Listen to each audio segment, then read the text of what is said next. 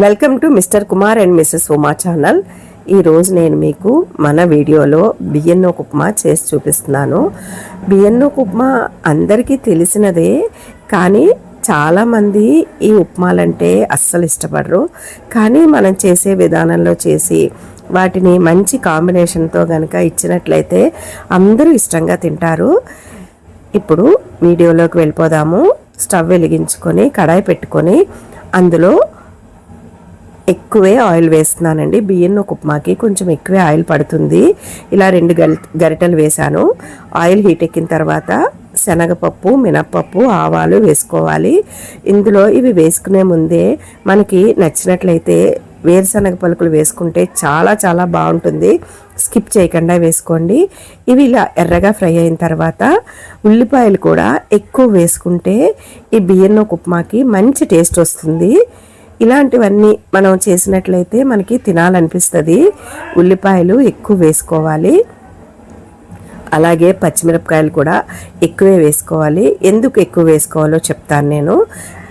ఎక్కువ వేసుకుంటే కారం అయిపోతుంది అనిపిస్తుంది కదా. ఇలా వేసుకున్న తర్వాత రుచికి సరిపడా సాల్ట్ వేసుకోవాలి.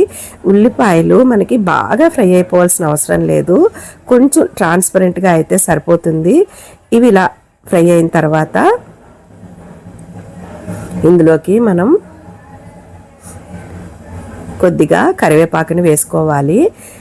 ఉప్మా అంటేనే కరివేపాకు ఉండాలి. ఫ్రెష్గా కరివేపాకు వేసుకున్నట్లయితే టేస్ట్ కూడా చాలా చాలా బాగుంటుంది. ఇలా ఈ కరివేపాకును కూడా వేసేసుకొని ఒకసారి అంతా బాగా కలిపేసుకొని ఫ్లేమ్ని సిమ్లో పెట్టుకోవాలి. ఇలా అన్నీ ఫ్రై అయిన తర్వాత వాటర్ పోసుకోవాలి. నేను మీకు వాటరు కొలతలు చెప్తాను. నేను ఇలా 2 లోటాలు వాటర్ వేసాను కదా, వేసుకొని ఒకసారి బాగా కలుపుకొని ఇది బాగా మరగాలి నీళ్ళల్లో. అప్పుడే మనకి టేస్ట్ కూడా బాగుంటుంది.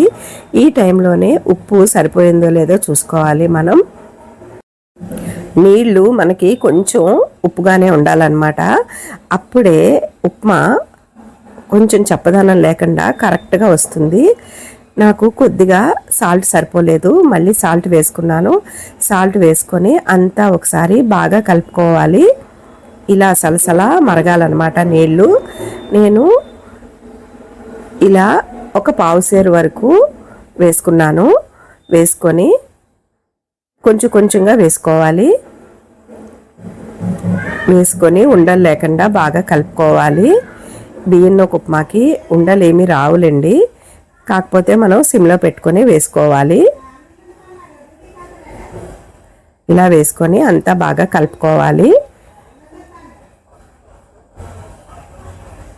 ఇలా ఒక పావు వేసుకున్నాను కదా, దానికి ఇలా 2 లోటాల వరకు నీళ్ళు వేసుకున్నాను. బియ్యన్నోక ఉప్మాకి 1కి 4 వేసుకోవాలి కొలతలు. ఎందుకంటే బియ్యం నూక కొంచెం నూక నూకగా ఉంటుంది కదా, గోధుమ నూక అలా వాటిలా కాకుండా కొంచెం అది బాగా ఉడకాలన్నమాట. దానికోసం నేను 1కి 4 అయితే వేస్తాను.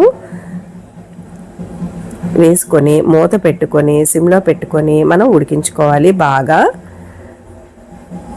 మనకి ఇలా ఉడికించుకునేటప్పుడు కూడా ఈ ఉప్మాకి అట్టు కడుతుందండి. ఆ అట్టు కూడా చాలా చాలా బాగుంటుంది.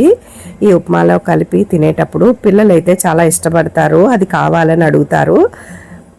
మనం సిమ్లో పెట్టుకొని ఒక 10 నిమిషాల పాటు దీన్ని ఉడికించుకోవాలి. అప్పుడప్పుడు కలుపుకుంటూ ఉండాలన్నమాట. ఇదిగో ఇలా లాస్ట్లో అట్టు వస్తుంది. దాన్ని మనం వేడిగా ఉన్నప్పుడే తీసేసుకోవాలి ప్లేట్లోకి. వేడివేడిగా బియ్యన్నోక ఉప్మా రెడీ అయిపోయిందండి. ఇలా ఈ అట్టు కాంబినేషన్తో కూడా పిల్లలు చాలా ఇష్టంగా తింటారు. అలాగే ఈ బియ్యన్నోక ఉప్మాకి పెరుగుని మజ్జిగ చేసుకొని చిక్కగా పెట్టుకొని దాంతో తింటే కూడా చాలా బాగుంటుంది. అలాగే ఆవకాయతో కూడా చాలా చాలా బాగుంటుంది. నేను పెరుగుని ఇలా చిక్కగా మజ్జిగ చేశాను.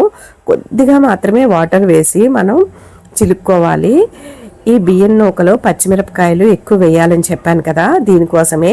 అది మనకి కారంగా ఉన్నట్లయితే ఈ పెరుగు వేసుకుని తినేటప్పుడు చాలా చాలా బాగుంటుంది.